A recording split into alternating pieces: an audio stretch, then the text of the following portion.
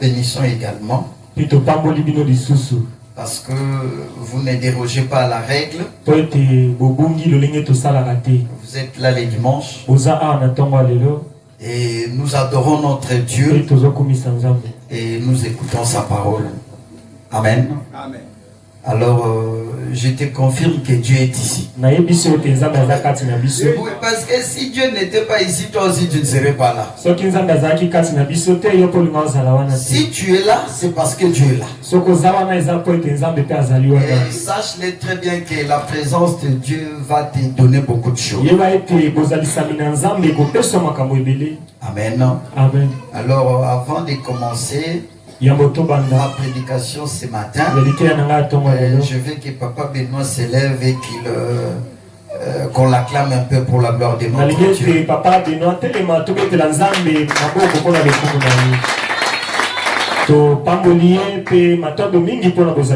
Amen.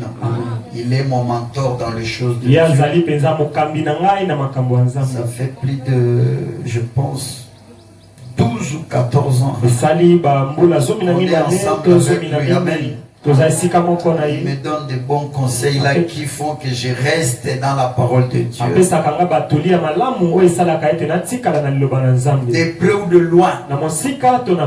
L'autre fois, je vous avais dit, j'ai travaillé, je lui amène la dit, il dit, Dieu a dit, tu ne peux pas travailler. Moi,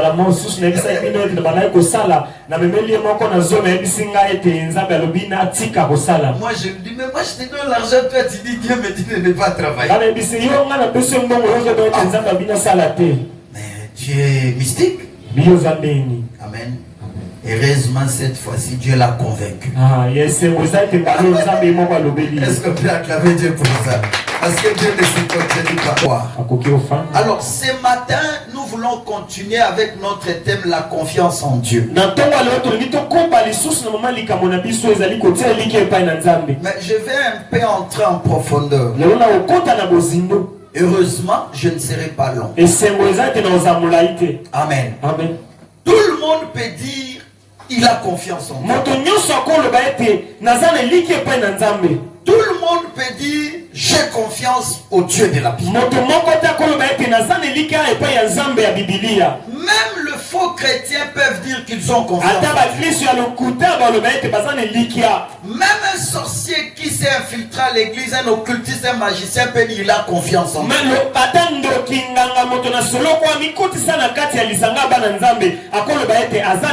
Je suis d'accord que tout le monde peut dire qu'il a confiance en Dieu. Voilà pourquoi ce matin, pour que quelqu'un ne te trompe pas, en disant qu'il a confiance en Dieu, je vais parler ce matin de preuves qui démontrent que quelqu'un s'est confiant en Dieu. Dire que tu as confiance en Dieu, ce n'est pas un problème.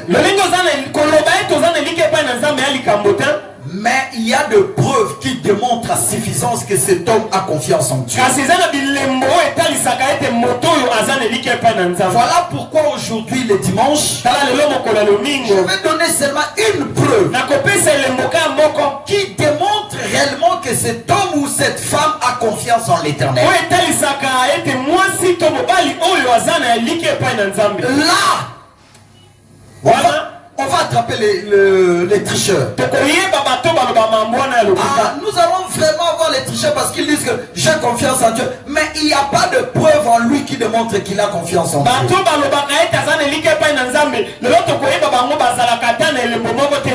La première preuve qui démontre que quelqu'un a confiance en l'Éternel, c'est la crainte de Dieu. Ça, c'est inéluctable. Personne ne peut s'en passer de ça. Si quelqu'un dit qu'il a confiance en Dieu, la première preuve qui nous démontrera à suffisance qu'il a confiance en l'Éternel, c'est la crainte qu'il a due à l'égard de l'Éternel. Alléluia. Si un homme ne craint pas Dieu, cet homme-là n'a pas aussi confiance en Dieu. Tous ceux qui ont confiance en Dieu, ils les craignent. Je vous ai souvent dit ici, Dieu on ne les respecte pas. Dieu on les craint. Alléluia. Amen. Une femme doit respecter son mari. Le mari aussi doit respecter sa femme. Les enfants aussi doivent respecter leurs parents. Les petits doivent respecter les aînés. Les subalternes doivent respecter leurs chefs. Mais Dieu, on les craint. Alléluia. Amen. Dieu, on les craint. S'il y a un homme qu'il faut craindre, c'est Dieu. Alléluia. Amen. Parce que lorsque vous craignez quelqu'un, même si vous êtes seul, vous continuerez à les craindre. Mais lorsque vous respectez quelqu'un, dans la présence de Dieu, dans sa présence, dans la présence des hommes, vous allez les respecter. Là où il y a les gens, tu vas les respecter. Mais quand vous êtes à deux, tu peux lui manquer du respect. Alléluia. Voilà pourquoi la crainte n'est due qu'à Dieu. Le respect, on le doit aux hommes. Les fidèles de l'église ne doivent pas craindre les pasteurs. Ils doivent les respecter. Parce que si tu crains les pasteurs, même s'il fait du mal, tu ne lui diras pas la vérité. Mais si tu les respectes, et qu'il y a des choses qu'il ne fait pas bien, tu lui diras la vérité pour l'aider. Un bon chrétien respecte l'homme de Dieu. Mais il craint l'Éternel. Pourquoi? Parce que même les pasteurs aussi doivent craindre Dieu. La crainte de Dieu, c'est une preuve indéniable qui démontre que cet homme ou cette femme craint. Confiance en l'Éternel. Alléluia. Amen. C'est des paroles aux actes. Je prends Daniel chapitre 1. Nous tous nous connaissons ce texte, Daniel chapitre 1, le verset 8 à 21. Daniel 1,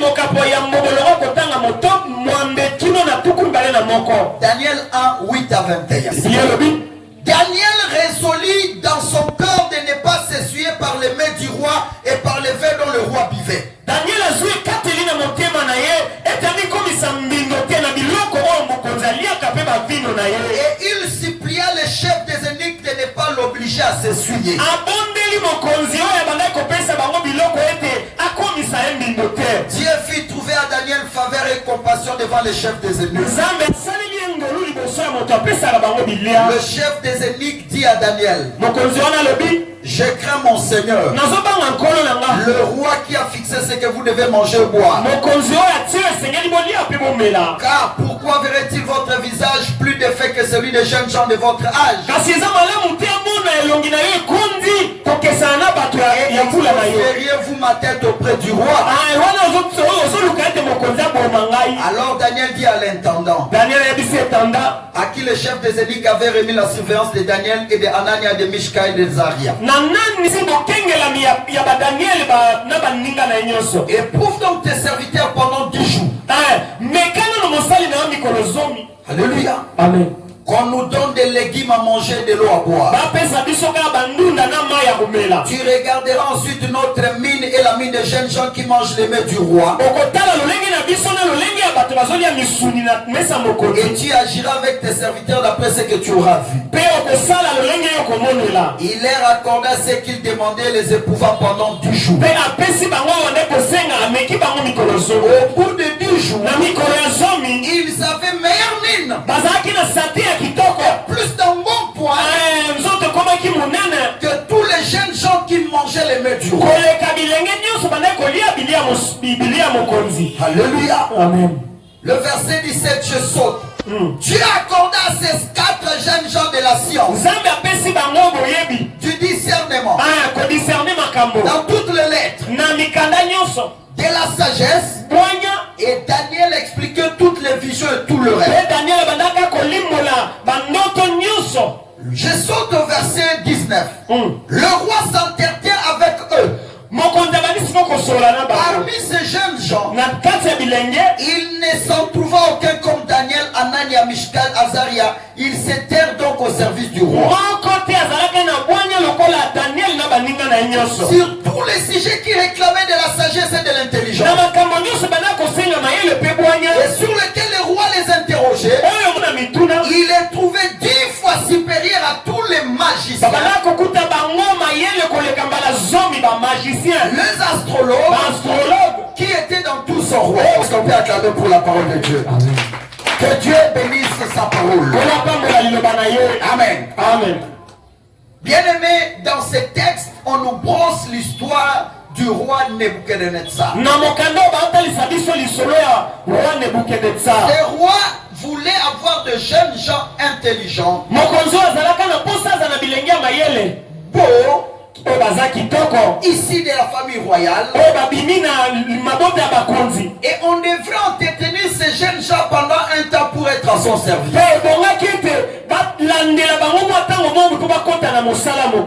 On avait pris beaucoup de jeunes gens, mais parmi ces jeunes gens, il y avait Daniel, Shadrach, Meshach et Abednego. Lorsqu'on les prit au milieu de tous ces gens, le roi a donné l'ordre des mains qu'il devait prendre chaque jour pour être en bonne santé, en bonne forme et en bon point.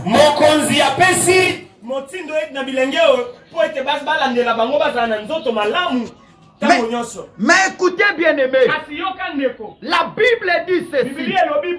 Lorsque le roi a donné cet ordre-là, Daniel, la Bible parle bien de Daniel.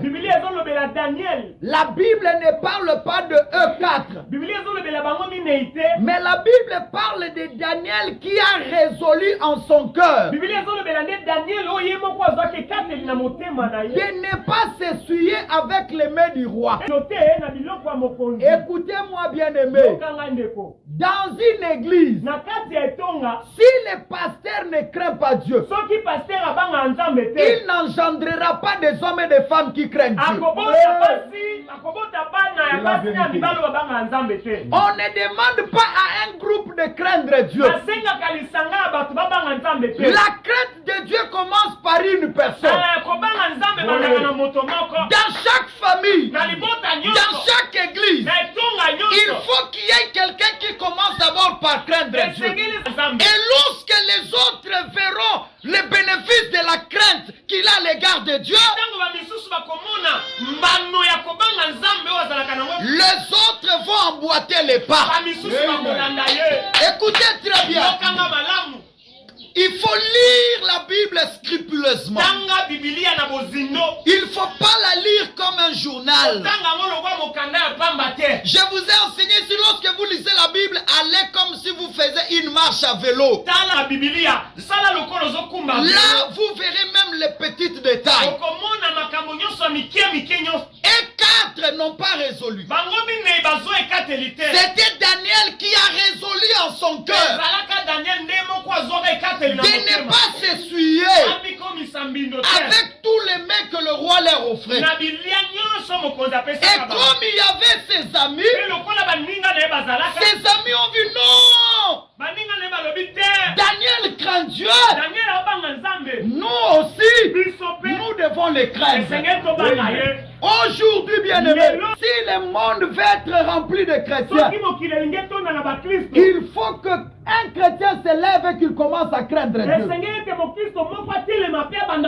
C'est lui qui craint Dieu. Il influencera des vies. C'est lui qui craint Dieu. Il influencera les autres. Bien aimé, toi tu es chrétien. Là où tu es, cette église peut être remplie à cause de la crainte que tu as à l'égard de Dieu. L'évangélisation ne suffit pas. La crainte de Dieu que tu as dans ta vie peut influencer d'autres personnes à te suivre. La crainte de Dieu que tu as peut influencer tes voisins aussi à te suivre. Vous savez pourquoi? Ils verront une différence entre toi et eux. Les amis de Daniel ont regardé Daniel et ils se sont regardés. Ils ont dit tiens, ce mec, il est différent de nous. Nous mangeons tel repas, mais lui non. Nous marchons de cette manière, mais lui non. Nous nous comportons de cette manière, mais lui non. Être chrétien veut dire être différent des païens. Si tu te dis chrétien et que tu n'es pas différent des païens, je remets en cause ta chrétienté. Daniel était différent des autres. Et je vous dis souvent, si tu veux que l'Éternel crée la différence dans ta vie par rapport aux autres, tu dois choisir de vivre différemment des autres. Mais si tu ne vis que comme tout le monde, en quoi est-ce qu'il y a des différences entre toi et les païens? Les païens sont dans l'impudicité. Toi aussi pareil. Les païens dans l'escroquerie. Toi aussi pareil. Les païens dans l'immoralité. Toi aussi pareil. Je vais te dire ce matin, trompe-toi. Même si tu as la Bible en main, si tu n'es pas différent, le Seigneur ne créera pas la différence dans ta vie. Mais écoute-moi. Craindre Dieu, c'est la décision d'un homme. C'est la décision. Quand vous êtes jeune, ou je ne sais pas quel âge vous avez atteint, la crainte de Dieu, c'est une décision du cœur. Tu prends la décision. Toi-même. Comme Daniel l'a fait. À cette époque-là, il n'y avait pas de pasteur. À cette époque-là, Babylone, il n'y avait pas d'église. Mais Daniel lisait leur Bible là. Et il a découvert des hommes et des femmes qui ont marché dans la crainte de Dieu. Et lui a résolu de suivre leurs traces. Bien aimé, je vais te dire ici, dans ta vie, il faut choisir les meilleurs exemples. Des hommes et des femmes qui ont marché avec Dieu. Mais ils ont marché comment? Dans la crainte de Dieu. Alléluia. Amen. Dans la crainte de Dieu. Le jour où un homme ou une femme se décide dans son cœur, je ne veux plus vivre comme le païen, c'est ce jour-là où le ciel lui apporte son appui. Alléluia. C'est ce jour-là Dieu descend et lui apporte tout son soutien. Parce que c'est pas facile de craindre Dieu. Le monde ne te laissera pas libre. Mais dès lors, tu prends la décision. La Bible dit Daniel a résolu lui-même. Il a résolu. C'était une résolution du cœur. Et il avait le soutien de Dieu. Celui qui leur donnait les repas dira à Daniel, Daniel, mais tu vas me chercher des problèmes. Les rois ont donné que vous puissiez manger comme ça. Daniel va dire à l'intendant du roi, donne-moi 10 jours. Donne-moi 10 jours. Donne-moi seulement les légumes, de l'eau et des choses qui sont inutiles. Et voyons ma santé, leur santé. Quelle est la santé qui sera la bonne? La Bible déclare ceci. Au bout de 10 jours, retiens bien le chiffre 10. Je te révélerai un autre jour. La Bible dit après 10 jours, Daniel avait la bonne mine. Daniel était en bon point. Alléluia. Vous savez pourquoi? C'est parce que l'écriture dit ceci. L'homme ne vit pas de pain seulement, mais il vivra aussi de toutes paroles qui sont de la bouche de l'Éternel.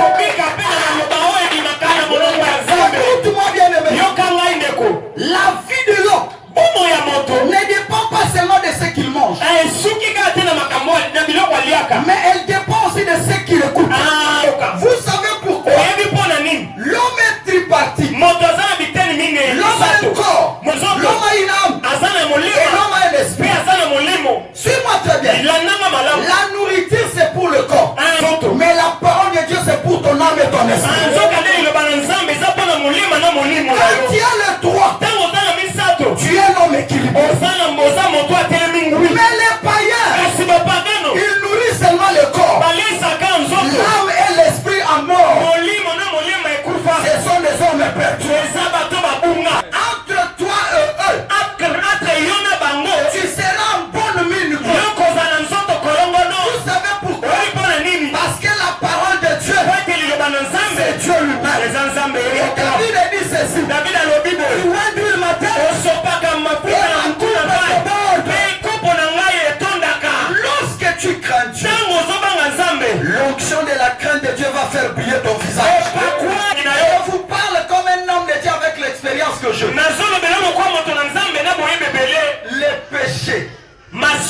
Les péchés rend ridicule même la face de l'homme. Tout à fait. Regarde les gens qui prennent les odeurs, quand ils boivent, regarde comme si.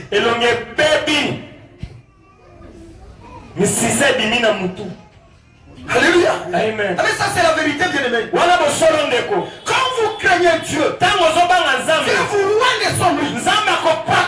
Vous avez une belle mine là. Et les gens vont dire, mais qu'est-ce qu'il y a avec cette église? Je vous ai dit une chose. Le corps est nourri. L'âme est nourrie. L'esprit est nourri. Vous êtes un homme équilibré. Ne nourrissons pas seulement nos corps. Mais il faut nourrir aussi notre esprit. Alléluia. Mais bien aimé, si tu veux aller loin, si tu veux démontrer au monde que tu crains Dieu, tu as confiance en Dieu, il faut que tu craignes Dieu. Alléluia. Est-ce que tu peux acclamer Dieu pour ça? De la crainte de Dieu. Je suis toujours dans le livre de Daniel chapitre 3, 15 à 30. Toujours Daniel. Dans les premiers textes, la Bible dit les derniers jours lorsque le roi s'est entretenu avec tous les jeunes gens, il trouva Daniel et ses amis 10 fois plus intelligents que les autres.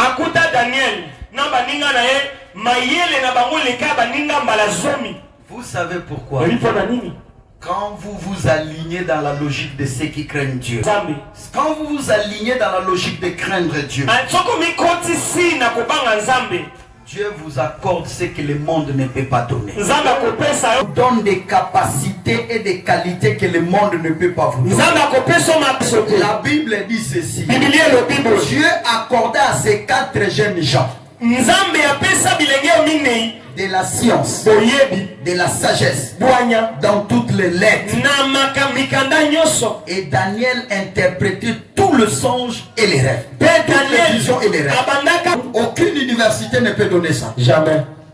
Mais à cause de craindre Dieu, Dieu les a dotés d'un surplus.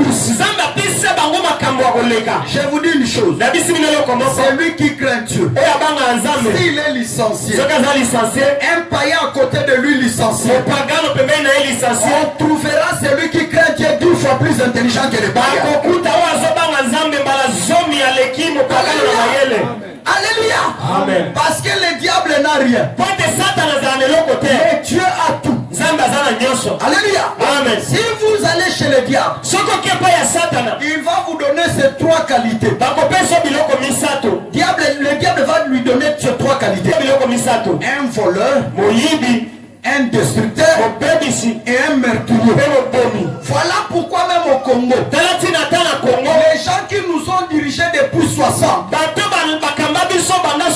comme ils n'avaient pas Dieu, ils sont des voleurs parce qu'ils font l'argent du caisse. Ils ont détruit les pays avant 60. C'est la vérité, bien aimé. Amen. C'est la vérité. Parce qu'ils servent le diable. Vérité. Oui, c'est leur père. Oui. Si vous servez le diable, il devient votre père. Et vous aurez la haine de votre père. Le diable est un voleur. Et aussi ce sont des voleurs. Et puis il faut des millions. Ils ruinent le pays. Ils détruisent. Et ils ont du sang humain dans leur main. Voilà les enfants du diable. Mais lorsque tu crains Dieu, tu ne seras pas un meurtrier. Tu ne seras pas un voleur. Tu ne seras pas un destructeur. Mais tu auras la sagesse. Et il te donnera des dons d'interpréter le son. Et des visions. En d'autres termes, cela veut dire quoi? Tout le monde a une vision que le Congo devienne comme les États-Unis, l'Allemagne ou la France. Quand vous entendez dans la bouche de nos politiciens, ils disent, tout le monde dit, nous devons faire de la RDC un pays le plus meilleur en Afrique, dans le monde et dans les concerts de dis-leur ceci, vous avez la vision, mais l'interprétation sur les enfants de Dieu, ceux qui peuvent rendre cela réel, ce sont les hommes et les femmes qui craignent Dieu. Même les païens des songes. Mais l'interprétation est réservée aux fils de Dieu. Ceux qui ont l'esprit d'Elohim peuvent prendre un rêve et l'interpréter. Est-ce que tu peux acclamer Dieu? Pourquoi Daniel interprétait le chant? Tout à fait. Alléluia. Amen. Et ils ont continué de vivre à Babylone. La Bible dit un jour, le roi s'est fait une statue là. Là je suis dans Daniel 3, 15 à 30. Amen. Le roi s'est érigé une statue longue. Et il a dit il faut qu'on se prosterne devant cette statue. Mais le trois amis de Daniel qui avaient appris la crainte chez Daniel et qui sont devenus aussi des hommes qui craignaient Dieu. Je suis dans Daniel 3, 15 à 30. Ils ont dit nous ne nous prosternerons jamais devant une statue. On leur a dit ceci. Si vous ne vous prosternez, le roi va ordonner qu'on vous jette dans la fournaise ardente. Ils ont dit on s'en fout qu'on nous jette dans la fournaise ardente. La Bible dit on amena ces trois jeunes gens devant le roi. Le roi leur dit ceci. Vous êtes encore jeunes. Moi j'ai donné un ordre que tout le monde dans cette nation doit se prosterner devant la statue. Mais vous trois là, vous avez pris la décision de ne pas vous prosterner devant vous soumettre à mon ordre. Ils ont dit roi. Et le roi dit je donne l'ordre. On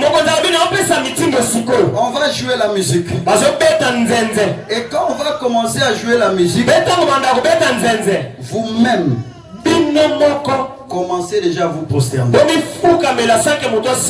Écoutez la réponse de ces jeunes. Le roi, tu perds ton temps pour rien. Nous ne nous agenouillerons jamais. Jamais, mon roi.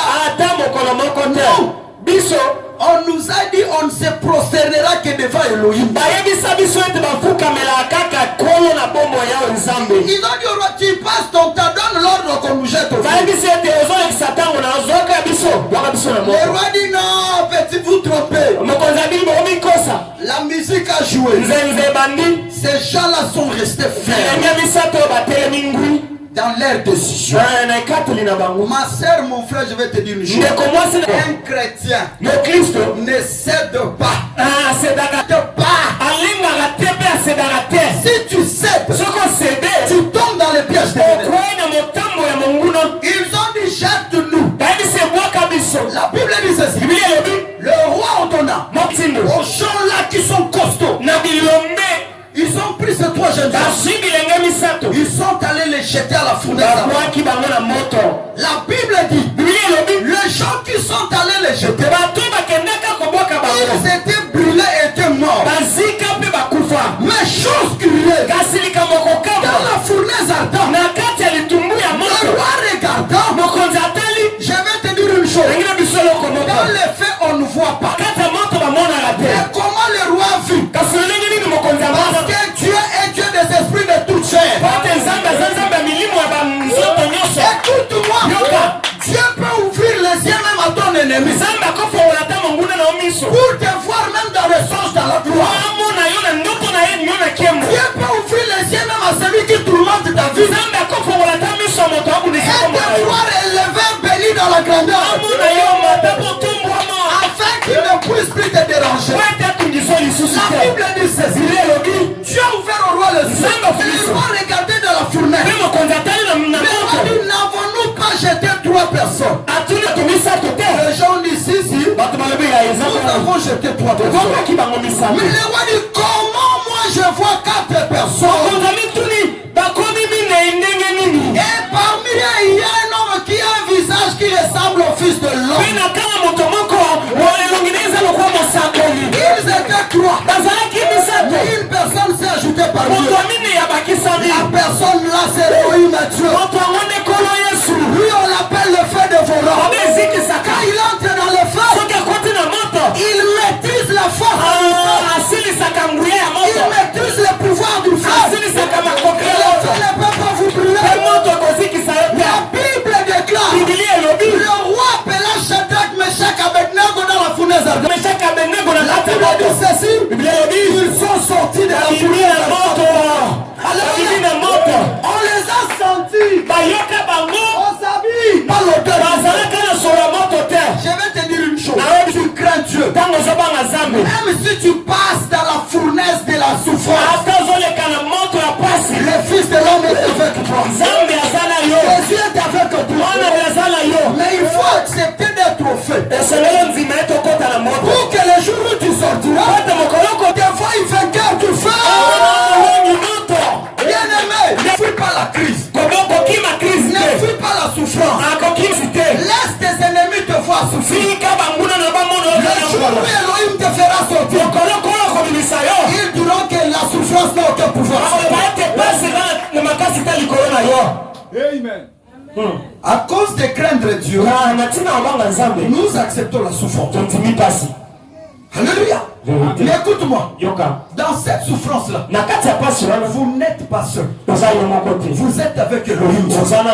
Jésus est avec vous. Quand on dit qu'il s'assied de la montre, le Seigneur Jésus est avec vous. Il pourvoit vos besoins. Il vous nourrit.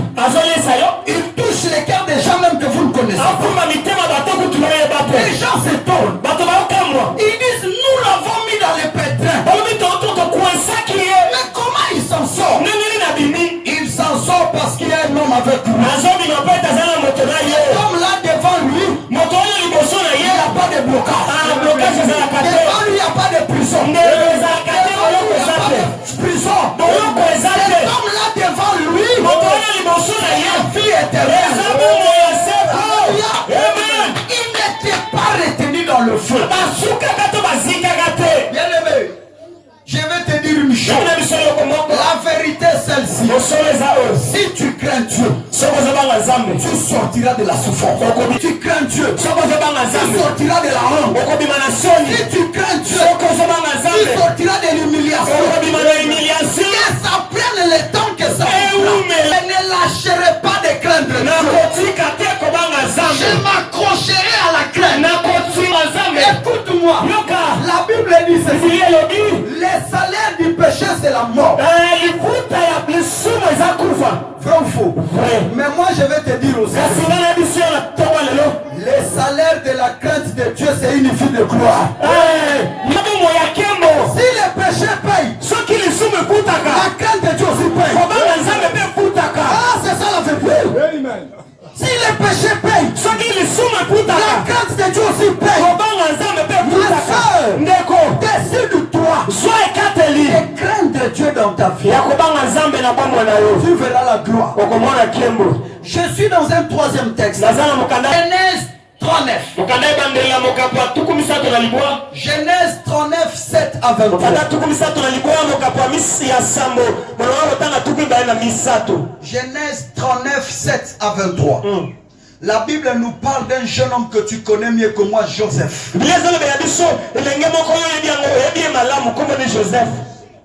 Joseph était fils de Jacob.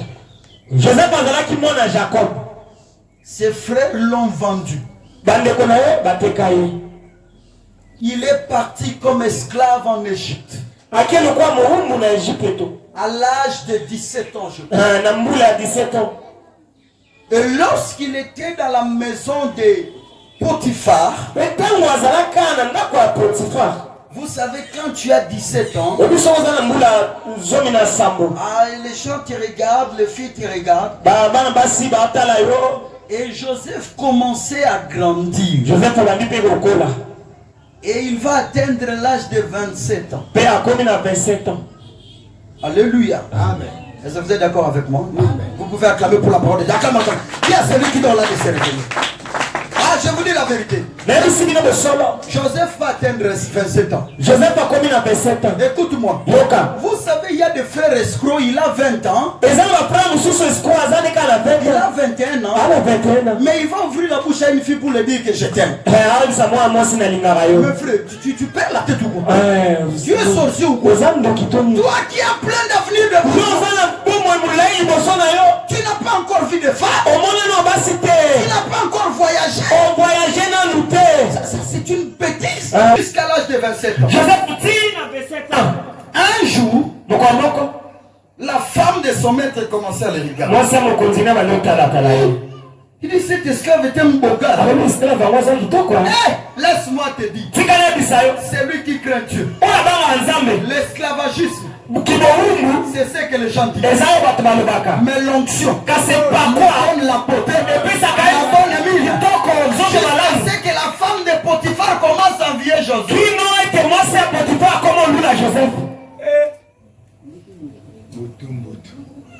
Ata babengio famille ya babola. Banga nzambe. Amen. Okomona mikozi babandolando baser. Yes. Je vous dis la vérité, je ne vous mens pas. Yes. Frère, banga nzambe. Amen. Okomona bana ba ministre boyo olanda yo. Amen. Mais je vous dis la vérité. Kobanga nzambe eza sekele munene batu baye bakate. Amen. Alléluia. Amen. Vous savez, Dieu cache souvent les gens qu'il va glorifier dans la souffrance. Mais ces gens-là dans la souffrance, ils ont une arme. C'est la crainte de Dieu. Joseph craignait son Dieu jusqu'à l'âge de 25 ans. Il était chaste. Il était chaste. Sa maîtresse va lui dire. Ici vous lisez ma Bible. La Bible dit cette femme-là tourmentait Joseph chaque jour. Dis avec moi chaque jour. Joseph. Sors avec moi. Sors avec moi. Si tu sors avec moi, tu ne seras plus esclave. Je vais te donner les avantages. Je vais te donner des choses. Tu sais, si tu acceptes de vivre avec moi, Daniel, Joseph, je vais te rendre encore plus beau. Écoute-moi. Un enfant de Dieu qui ne se connaît pas, il pensera que son bonheur vient de gens. Écoute-moi ce matin. Le bonheur d'un enfant de Dieu ne vient pas d'un homme. Son bonheur vient de Dieu. Alléluia. Ton bonheur vient de Dieu. Ta bénédiction viendra de Dieu. Il ne faut pas venir avec des prétextes. Pasteur, tu vois cette fille-là, elle a été un canal par lequel Dieu est passé pour me bénir. Dieu ne bénit pas dans le péché. Je te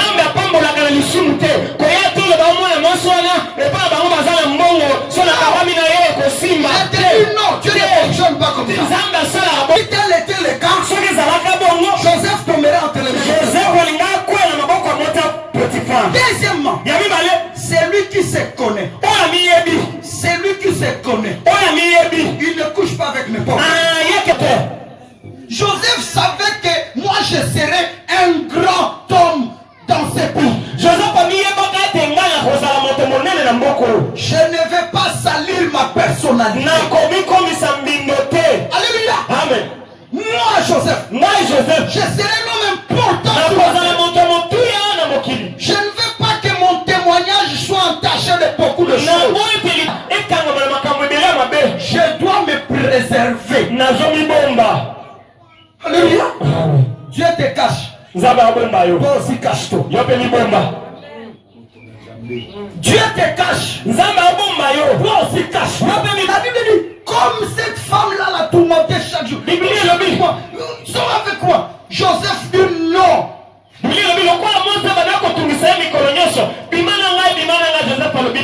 Vous savez, Joseph n'a pas dit non de lui-même. Il n'a pas dit non de lui-même. Mais il a dit non par rapport à sa foi. Sa foi qu'il confessait disait, tu ne convoiteras pas la femme de ton prochain. Tu ne sortiras jamais avec elle. Joseph dit, moi je vis dans une foi. Et cette foi-là me dit de ne pas faire ça. Alléluia. Bien aimé, nous honorons notre foi. Quand tu ne satisfais pas le péché, tu honores ta foi. Est-ce que tu peux acclamer Dieu pour ça? Ta foi. Tu as pris à des choses vraies. Elles ne sont pas mensongères. La Bible a dit les derniers jours. Alléluia. Amen. Cette femme l'a dit, si tu ne sors pas avec moi aujourd'hui, je vais crier. Les gens vont venir ici. Joseph lui dit, crie à toi. Vous savez, il y a des choses, il ne faut pas donner les prétextes pour le Dieu m'a dit un jour, c'est l'amour des autres.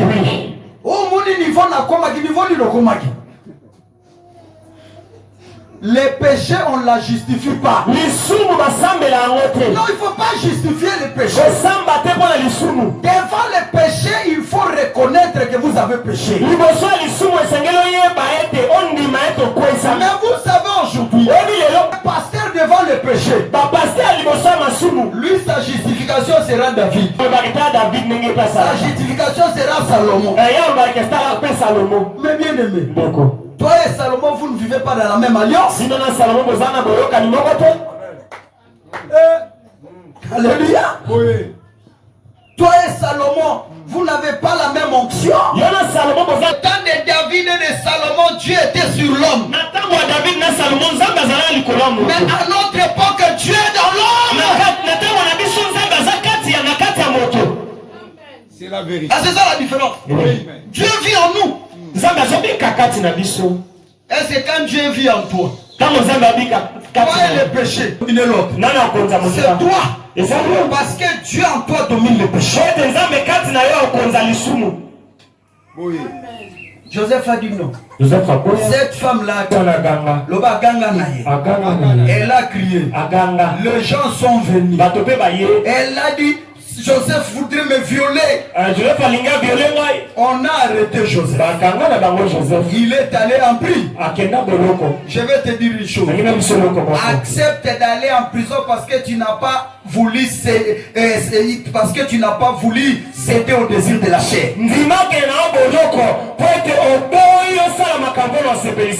Quand tu ne satisfais pas les désirs de la chair, tu satisfais les désirs de l'esprit. Et dans la spiritualité, tu t'élèves à un niveau. Je ne sais pas si vous comprenez ça.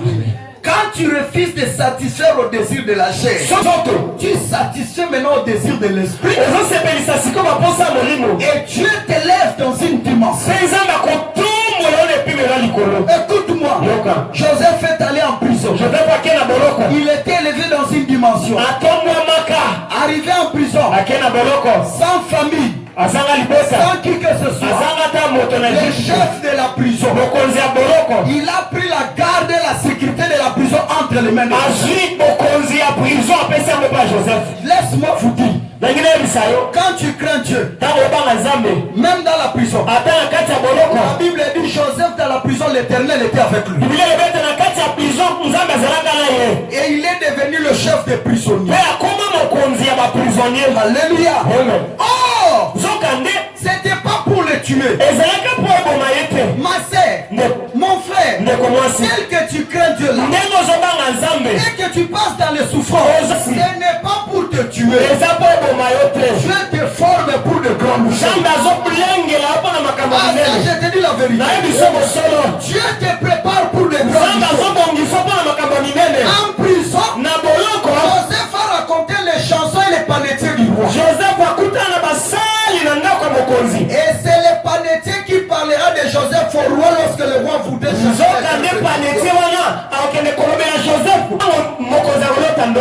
Je vais vous dire une chose.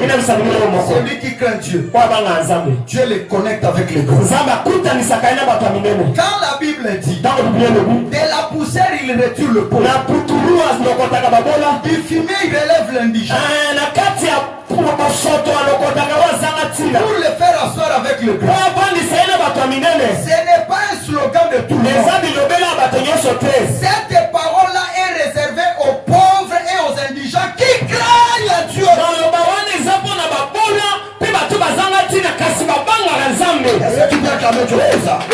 C'est seulement pour les indigents et les pauvres qui craignent Dieu. Frère, mon frère, voilà pourquoi 2 ans après, Joseph va sortir de la prison.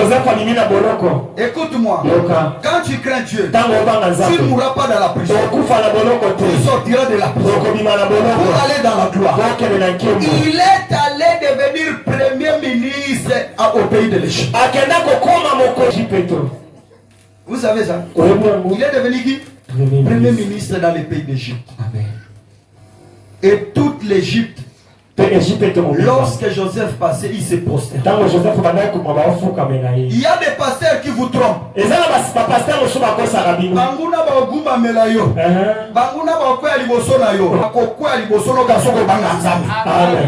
vérité. C'est la vérité. Tout à fait.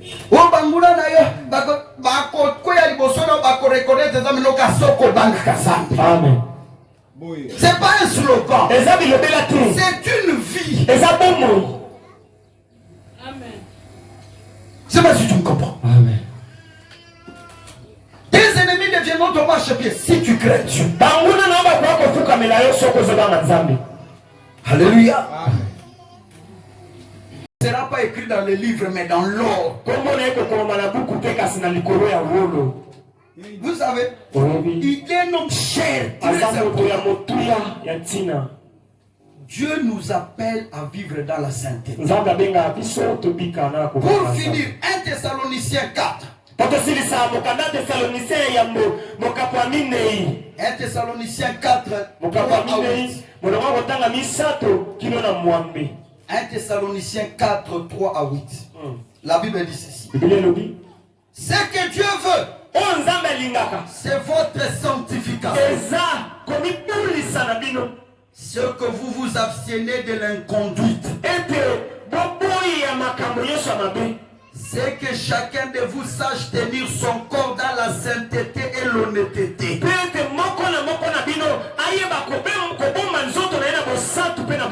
Sans se livrer à une convoitise passionnée dont font les païens qui ne connaissent pas Dieu.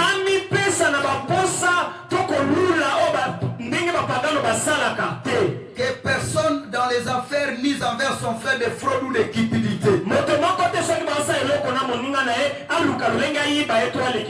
Le Seigneur fait justice de tout cela, nous l'avons déjà dit et attesté. Car Dieu ne nous a pas appelés à l'impureté, mais à la sanctification. Ainsi, celui qui rejette ses préceptes ne rejette pas un homme, mais Dieu qui vous a aussi donné son Saint-Esprit. Est-ce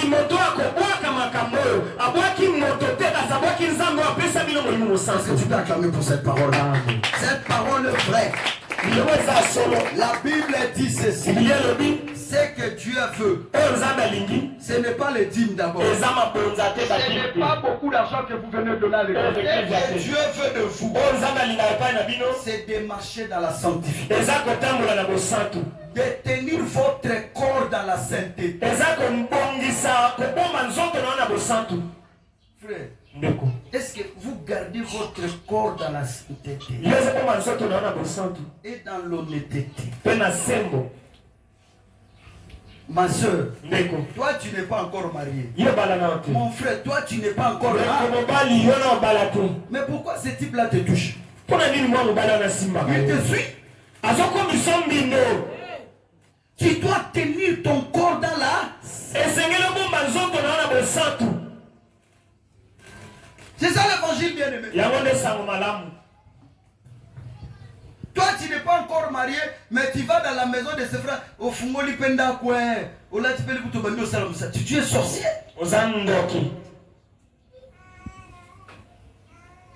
Alléluia. Nous, on n'a pas besoin de tels chrétiens. Nous avons besoin de chrétiens qui savent tenir leur corps dans la sainteté. Et dans l'honnêteté. Ils ne vivent pas comme les païens. Toi, tu es un frère. Mais les vols, tu es là. Tu surroutes la boisson. L'escroquerie n'en parle pas. Bien-aimé, tu trompes qui? Je te dis, tu ne trompes pas Dieu. Tu ne rejettes pas le pasteur. Mais tu te causes du tort toi-même. Tu es à l'église, mais tu es sorcier, tu ne veux pas te repentir. Tu combats l'œuvre de Dieu. Mais je vais te dire, Dieu ne le combat pas. Alléluia. Paul a combattu Dieu, mais il lui était difficile de rejeter contre les chrétiens. Il a changé de camp. Personne, bien-aimé, n'a combattu Dieu, il s'est en sorti. Qui es-tu? Je vais te dire, c'est lui qui a confiance en Dieu. Il craint son Dieu. Atotikali na lipapa moko, craint Dieu. Atotikali na pantalon moko, craint Dieu. Atotikali na chemise, craint Dieu. Vous savez pourquoi? Parce que si tu crains Dieu, Dieu t'honorera. La Bible dit il honore ceux qui l'honorent. Honorer Dieu veut dire quoi? Marcher selon ses préceptes.